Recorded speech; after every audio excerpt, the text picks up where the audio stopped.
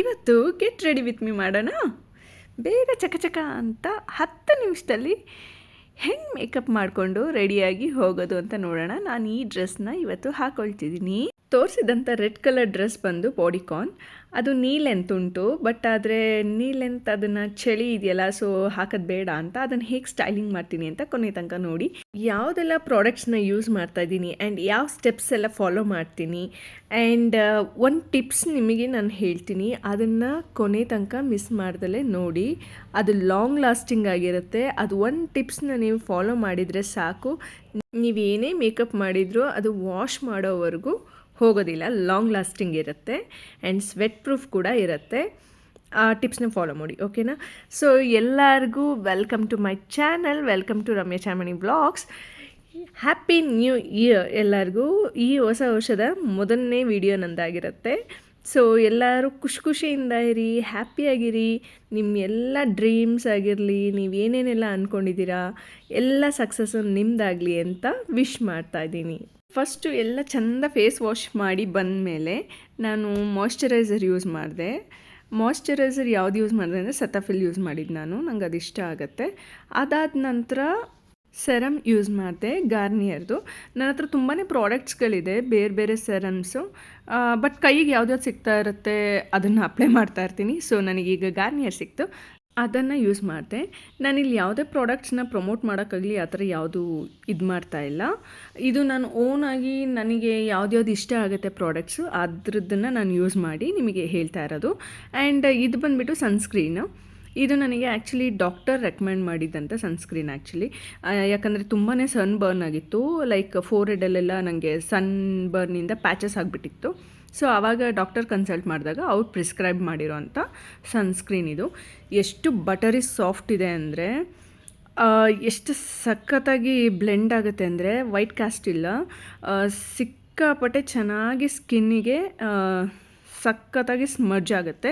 ಸನ್ಸ್ಕ್ರೀನಲ್ಲೂ ಬೇರೆ ಬೇರೆ ಪ್ರಾಡಕ್ಟ್ಸ್ ಎಲ್ಲ ಯೂಸ್ ಮಾಡ್ತಿದ್ದೆ, ಬಟ್ ಆದರೆ ಇದು ಡಾಕ್ಟರ್ ನನಗೆ ಪ್ರಿಸ್ಕ್ರೈಬ್ ಮಾಡಿದ ಮೇಲೆ ಸಖತ್ತಾಗಿದೆ ಇದು.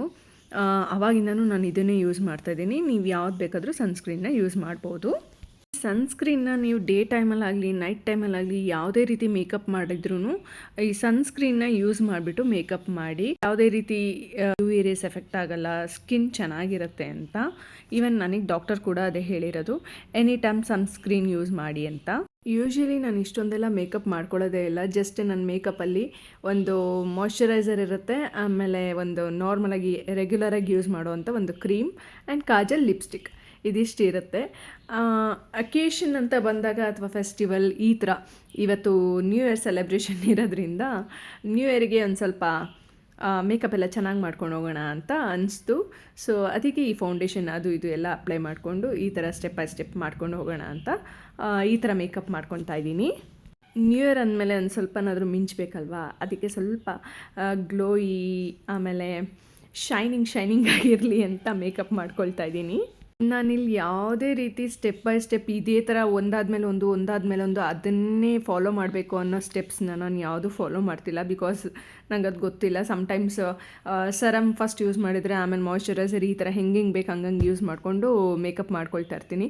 ಯಾರೇ ಪ್ರೊಫೆಷ್ನಲ್ ಮೇಕಪ್ ಆರ್ಟಿಸ್ಟ್ ಏನಾದ್ರು ಈ ವಿಡಿಯೋನ ನೋಡ್ತಾ ಇದ್ದರೆ ದಯವಿಟ್ಟು ಕ್ಷಮಿಸಿ. ಯಾವುದು ಸ್ಟೆಪ್ಸ್ ಅಂತ ನಾನೇನು ಫಾಲೋ ಮಾಡ್ತಾ ಇಲ್ಲ ಇಲ್ಲಿ.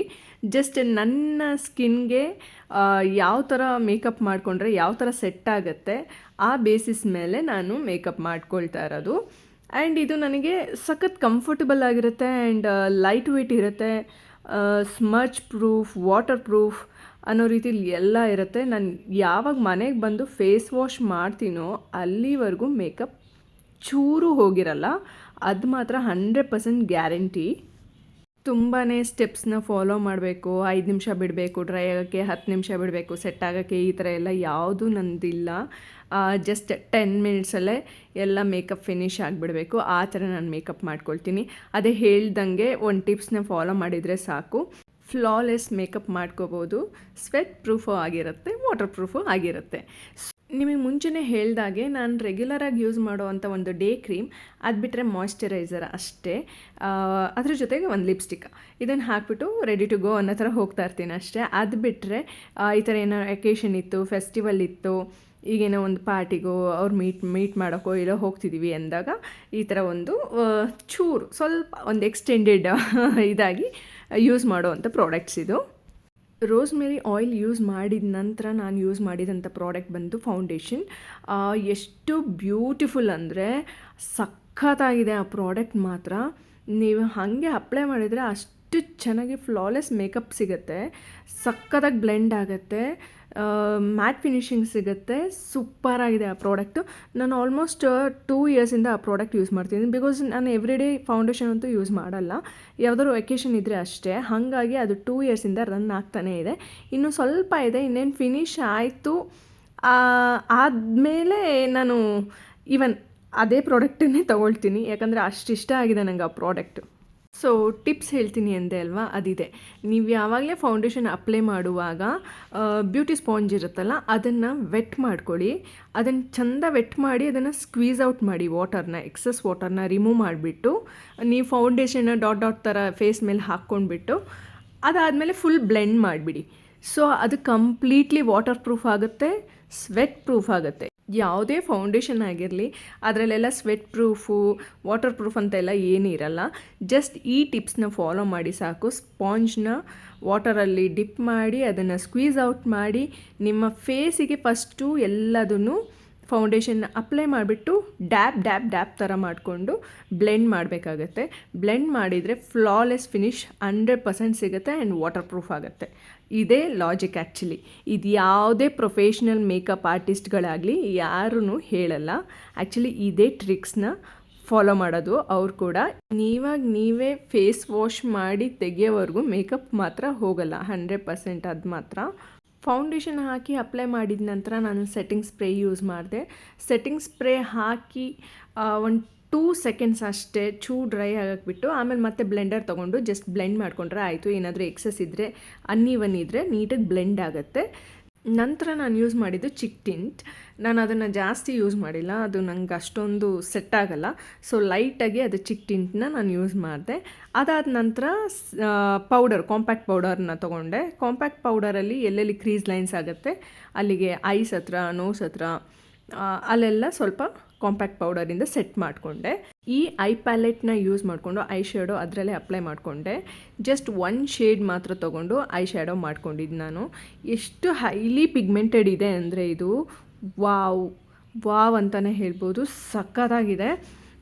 ನನಗಿದಕ್ಕೆ ಬ್ರಷ್ ಕೂಡ ಬೇಕಾಗಿಲ್ಲ, ಅಷ್ಟು ನೀಟಾಗಿ ಕೈಯಲ್ಲೇ ಬ್ಲೆಂಡ್ ಆಗುತ್ತೆ. ಸಿಕ್ಕಾಪಟ್ಟೆ ಪಿಗ್ಮೆಂಟೆಡ್ ಇದೆ. ಹಾಗೆ ಕೈಯಲ್ಲೇ ಒಂದೊಂದು ಸ್ಟ್ರೋಕ್ ಹಚ್ತಿರ್ಬೇಕಾದ್ರೆ ನಿಮಗೆ ಗೊತ್ತಾಗುತ್ತೆ. ಹಿಂಗೆ ಜಸ್ಟ್ ಮರ್ಜ್ ಮಾಡಬೇಕಾದ್ರೆ, ಬ್ಲೆಂಡ್ ಮಾಡಬೇಕಾದ್ರೆ ಗೊತ್ತಾಗುತ್ತೆ. ಹಾಗೆ ನೀಟಾಗಿ ಬ್ಲೆಂಡ್ ಆಗ್ತಾಯಿದೆ. ಇದರಲ್ಲಿ ಡಾರ್ಕ್ ಕಲರಿಂದ ಹಿಡಿದು ಫುಲ್ ಲೈಟ್ ಕಲರ್ ತನಕನೂ ಇದೆ. ಆ್ಯಂಡ್ ಎಲ್ಲ ಕಾಂಪ್ಯಾಕ್ಟ್ ಪೌಡರ್ ಆಗಿರ್ಬೋದು, ಚಿಕ್ಕ ಟಿಂಟ್ ಆಗಿರ್ಬೋದು, ಎಲ್ಲದೂ ಇದರೊಳಗೆ ಇದೆ. ಫುಲ್ ಆಲ್ ಇನ್ ಒನ್ ಅಂತಲೇ ಹೇಳ್ಬೋದು. ಅದಾದಮೇಲೆ ನಾನು ಕಾಜಲ್ ಅಪ್ಲೈ ಮಾಡಿದೆ, ಫೇಸಸ್ ಕೆನಡಾ ಅವ್ರದ್ದು. ನಾನು ಐಬ್ರೋಗೆ ಅಂತ ಪರ್ಟಿಕ್ಯುಲರಾಗಿ ಯಾವುದೇ ರೀತಿ ಪ್ರಾಡಕ್ಟ್ ತೊಗೊಂಡಿಲ್ಲ. ನನಗಿದೇ ಸಾಕು ಅಂತ, ಯಾಕಂದರೆ ಸುಮ್ಮನೆ ನನಗೆ ಅನ್ನೆಸೆಸರಿ ದುಡ್ಡು ವೇಸ್ಟ್ ಮಾಡೋಕ್ಕೆ ಇಷ್ಟ ಆಗಲ್ಲ. ಕಾಜಲ್ನ ಕೈಗೆ ಬರ್ಕೊಂಡೆ, ಅದನ್ನು ಬ್ರಷ್ ಇರುತ್ತೆ ಬ್ಯಾಕ್ ಸೈಡಲ್ಲಿ, ಫೇಸಸ್ ಕೆನಡಾ ಅವ್ರದ್ದು ತೊಗೊಂಡ್ರೆ ಅವ್ರ ಕಾಜಲಲ್ಲೇ ಅದರಲ್ಲಿ ಬ್ರಷ್ ಕೊಟ್ಟಿರ್ತಾರೆ. ಸೊ ಅದರಲ್ಲಿ ಮರ್ಜ್ ಮಾಡಿಕೊಂಡು ನಾನು ಅದರಲ್ಲೇ ಐಬ್ರೋ ಮಾಡಿಕೊಂಡೆ. ಎಷ್ಟು ಚೆನ್ನಾಗಿ ಬ್ಲೆಂಡ್ ಆಗುತ್ತೆ. ನನಗೆ ಅಷ್ಟೊಂದೇನು ನೆಸೆಸಿಟಿ ಇಲ್ಲ, ಐಬ್ರೋ ತಿಕ್ಕಾಗಿರೋದ್ರಿಂದ ತುಂಬ ಡ್ರಾಮೆಸ್ಟಿಕ್ಕಾಗಿ ಕಾಣುತ್ತೆ. ಸೊ ನನಗೆ ಅಷ್ಟೊಂದು ಓವರಾಗಿ ಮಾಡ್ಕೊಳಕ್ಕೆ ಇಷ್ಟ ಆಗಲ್ಲ. ಸೊ ಸಿಂಪಲ್ಲಾಗಿ ನ್ಯಾಚುರಲ್ ಥರ ಕಾಣಿಸಿದ್ರೆ ಸಾಕು ಅಂತ. ಅದಾದಮೇಲೆ ಲಿಪ್ ಲೈನರ್ ಅಪ್ಲೈ ಮಾಡ್ತಾಯಿದ್ದೀನಿ, ಬ್ರೌನ್ ಶೇಡ್. ಸೊ ನೀವು ಪಾರ್ಟಿ ಹೇಗೆ ಮಾಡಿದ್ರಿ, ನ್ಯೂ ಇಯರ್ ಸೆಲೆಬ್ರೇಷನ್ ಹೇಗೆ ಮಾಡಿದ್ರಿ, ಫ್ಯಾಮಿಲಿ ಜೊತೆ ಮಾಡಿದ್ರಾ, ಫ್ರೆಂಡ್ಸ್ ಜೊತೆ ಮಾಡಿದ್ರಾ, ಟ್ರಿಪ್ ಹೋಗಿದ್ರಾ, ಅಥವಾ ಯಾವುದಾದ್ರು ಪಾರ್ಟಿಗೆ ಹೋಗಿದ್ರಾ, ಎಲ್ಲೆಲ್ಲಿ ಹೋಗಿದ್ರಿ ಅಂತ ಕಾಮೆಂಟ್ ಮಾಡಿ ತಿಳಿಸಿ.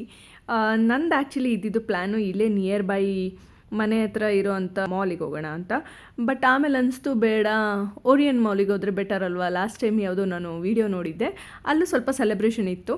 ಸೊ ಸೆಲೆಬ್ರೇಷನು ಆಗುತ್ತೆ, ಜೊತೆಗೆ ಮೂವಿನೂ ಆಗುತ್ತೆ. ನನಗೆ ಮೂವಿ ನೋಡಬೇಕಾಗಿತ್ತು, ದುರಂಧರ್ ಮೂವಿ. ಸೊ ಅದಕ್ಕೆ ಪ್ಲ್ಯಾನ್ ಮಾಡಿ ಬುಕ್ ಮಾಡ್ಕೊಂಡಿದ್ವಿ. ಸೊ ಬುಕ್ ಮಾಡಿ ಅಲ್ಲಿಗೆ ಹೋದ್ವಿ, ಓರಿಯನ್ ಮಾಲ್ಗೆ.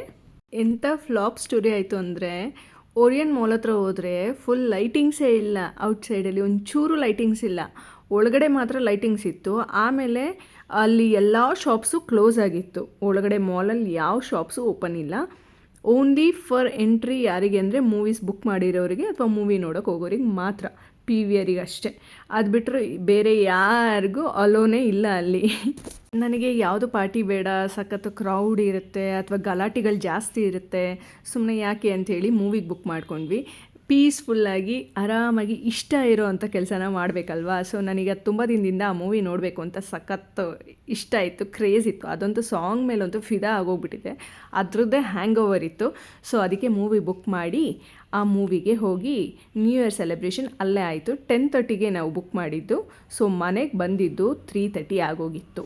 ಮೂವಿ ಮಾತ್ರ ಸಕ್ಕತ್ತಾಗಿತ್ತು, ಅಲ್ಟಿಮೇಟ್ ಮೂವಿ ಅಂತಲೇ ಹೇಳ್ಬೋದು. ರಣವೀರ್ ಅಂತೂ ವಾವ್, ಹ್ಯಾಂಡ್ಸಮ್ ಹಾಂಕ್, ಸಿಕ್ಕಾಪಟ್ಟೆ ಸಕ್ಕತ್ತಾಗಿ ಕಾಣಿಸ್ತಿದ್ದ ಮಾತ್ರ. ಅವ್ನ ಬಾಡಿ ಫಿಟ್ನೆಸ್ಸು, ಅವ್ನ ಲುಕ್ಕು, ಅವನ ಆ್ಯಕ್ಟಿಂಗು, ಹೀರೋಯಿನ್ ಕೂಡ ಸಕ್ಕತ್ತಾಗಿದ್ಲು ಮಾತ್ರ. ಮೂವಿ ಅಂತೂ ಸೂಪರಾಗಿತ್ತು, ಸಖತ್ ಎಂಜಾಯ್ ಮಾಡಿದ್ವಿ. ಎಲ್ಲರೂ ಯಾರೆಲ್ಲ ನೋಡಿಲ್ಲ ಪ್ಲೀಸ್ ಹೋಗಿ ವಾಚ್ ಮಾಡಿ, ಸಖತ್ತಾಗಿದೆ ಮೂವಿ. ಆ್ಯಂಡ್ ನಾನಿಲ್ಲಿ ಮಸ್ಕರ ಅಪ್ಲೈ ಮಾಡೋದನ್ನೇ ಮರ್ತೋಗ್ಬಿಟ್ಟಿದ್ದೆ. ಸೊ ನೆನಪಾಯಿತು, ಅದಕ್ಕೆ ಮಸ್ಕರ ಅಪ್ಲೈ ಮಾಡ್ತಾಯಿದ್ದೀನಿ. ಸ್ವಲ್ಪ ವಾಲ್ಯೂಮೈಸ್ ಆಗಿರಲಿ ಅಂತ ಅಷ್ಟೇ. ಇಲ್ಲ ಅಂದರೂ ನಡೆಯುತ್ತೆ, ಇಟ್ಸ್ ಓಕೆ, ಹೆಂಗೆ ಬೇಕಾದ್ರೂ ಮಾಡ್ಕೋಬೋದಲ್ವಾ. ಸೊ ಇರಲಿ ಅಂತ ನೆನಪಾಯ್ತಲ್ಲ, ಅಪ್ಲೈ ಮಾಡಿಕೊಂಡೆ. ಅದಾದಮೇಲೆ ಹೇರ್ ಸೆಟ್ ಮಾಡಿಕೊಂಡೆ. ಹೇರ್ ಅಂದರೆ ಏನು ಸೆಟ್ಟಿಂಗ್ ಗಿಟ್ಟಿಂಗ್ ಎಂತ ಇಲ್ಲ, ಹಾಗೆ ಕುಮ್ ಮಾಡಿಕೊಂಡು ರೆಡಿ ಆದೆ. So this is my final look. ಹೇಗಿದೆ ಅಂತ ಕಾಮೆಂಟ್ ಮಾಡಿ. ನನ್ನ ನೀ ಲೆಂತ್ ರೆಡ್ ಟಾಪ್ನ ಈ ಥರ ಸ್ಟೈಲಿಂಗ್ ಮಾಡಿಕೊಂಡೆ ನಾನು. ಚಳಿ ಬೇರೆ ಇದೆ, ನೀ ಲೆಂತೆಲ್ಲ ಬೇಡ ಅಂತ ಹೇಳಿಬಿಟ್ಟು ಜೀನ್ಸ್ ಮೇಲೆ ಈ ಥರ ಔಟ್ಫಿಟ್ನ ಸ್ಟೈಲಿಂಗ್ ಮಾಡಿಕೊಂಡೆ. ಸೊ ನೆಕ್ಸ್ಟ್ ವೀಡಿಯೋ ಸಿಗ್ತೀನಿ. ಟಿಲ್ ದೆನ್ ಟೇಕ್ ಕೇರ್, ಬಾಯ್.